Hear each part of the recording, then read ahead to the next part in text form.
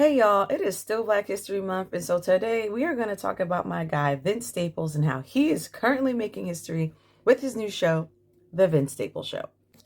If you don't know, Vince Staples is a rapper from California. He's been in the game for a long time, and as much as he's known for his music, he's also known for his really candid and accidentally hilarious interviews.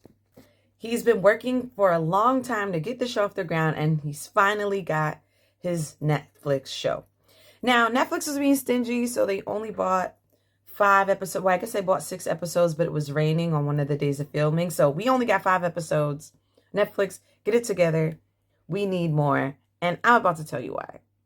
For any former or current Hoodrat kids out there, this show, I can relate to it so much. And there are a couple episodes in particular that really stuck out to me. Episode 2 and episode 4. I love the whole thing, but these 2 episodes really spoke to me in my experience. Before I go on, I do want to say there are going to be spoilers. So if you ain't watched it, go watch it and then come back and holler at your girl and get my little internal analysis of the show. Main themes that I saw in the show is that people will do whatever it takes to survive, whether that's making a jailhouse shank, whether that's robbing a bank, whether that's meeting with a definitely classist and probably racist loan bank officer to try to get a small business loan. We often become people we really don't want to be in order to survive.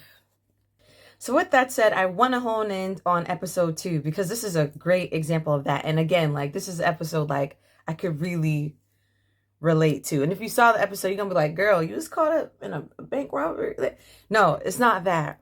But it is this duality of how people see people from your community, how people see the friends that you grew up with versus how you see them. You know what I mean? So again, if you ain't watched it, click off because there's spoilers coming. All right, so episode 2, Vince, he's going to this really posh bank to get a small business loan for his cereal idea. He's trying to make a low sugar or no sugar cereal for people in the community because he knows sugar kills in the Black community, like diabetes, all other kind of diseases. So he's trying to stop that. The loan officer is not having any of it, not hearing any of it, turns him away, basically laughs in his, not even basically, laughs in his face. Ridiculous. Get out of my sight, basically. Serendipitously, as he's leaving the bank, he sees his friends robbing the bank. And so, everyone's screaming in terror. Oh my God. And Vince is just like, hey man, what's going on? How's your mama? How's your family? What's all this about? This, and the guy's like, yeah, it's my side hustle, blah, blah, blah. But, they're just chopping it up as if nothing is going on. And this is one of those things about growing up in the hood and being the one that makes it. You are still protected in a way by these people that because you grew up with them, you played ball with them, their family. And I can relate to this because again, I'm a reformed hood rat or whatever you want to call it. And there were times when I would be working in the office and someone would text me hey, don't go out to lunch today. We about to pop off. And I just be like, thanks for the heads up. I wish you didn't have to pop off, but thanks for letting me know so I'm not caught up in the crossfire. So yeah, I could really relate to this scene where these bank robbers were people he could just sit and talk to because he knows them. He grew up with them. And for him, they're not just bank robbers. They're the homies. And yeah, the homies do some unsavory things sometimes to get by in life. But at the end of the day, they the homies. Yeah. So a little bit later in the episode, Vince ends up becoming the in-between negotiator person between his homies, the bank robbers, and the bank manager. So I took 2 things away from this interaction. One is because he lives in both worlds, he's able to negotiate between these 2 sides. And that's something that I could deeply relate to growing up, especially at one of the jobs that I had. So I used to run summer youth programs and I would have to use some of my energy, to say the right things over here to get these places to hire some of the people from my neighborhood that might have seemed, rough around the edges or whatever to them, but I was able to sell them to these people that in a way that would make them, want to give them a chance or get them connected to the resources that they needed. But something that I missed kind of earlier, like with the whole bank loan situation, it's like, even though you do live in both worlds, that doesn't mean that you're like fully successful, right?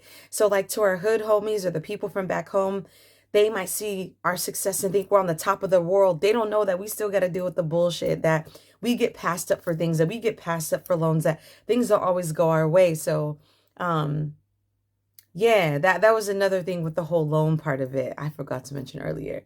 But anyway, cool. So a lot of things happen, but I'm gonna fast forward to the end of the episode where Vince gets the guys to let out him and another person, and he chooses the bank loan officer.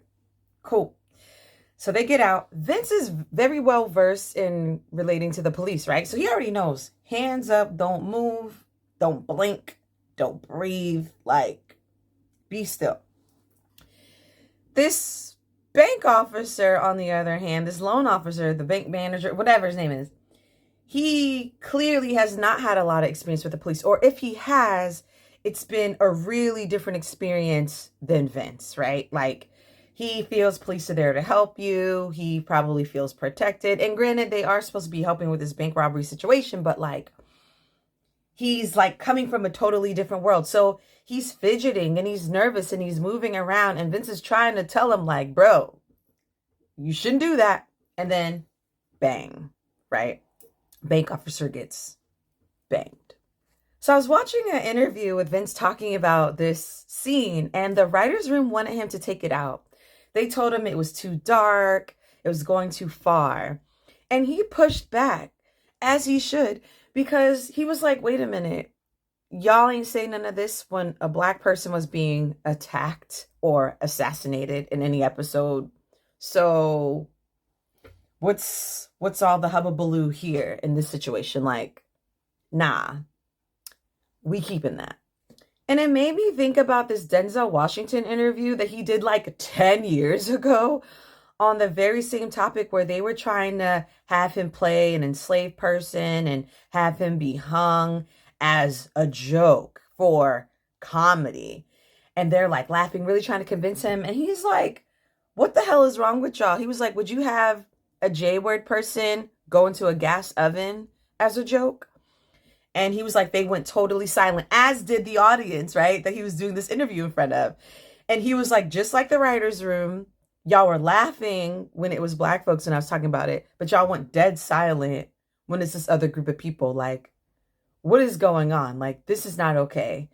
And so it really just makes me sad to hear that, like, these kind of conversations, these kind of things are still going on, that like Black pain is seen as entertainment and white pain is seen as tragic. Like, that's a whole nother conversation.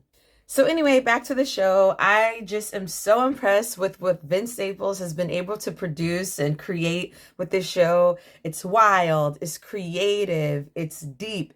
And for me, a hood kid, like, it's really nostalgic and close to my heart personally.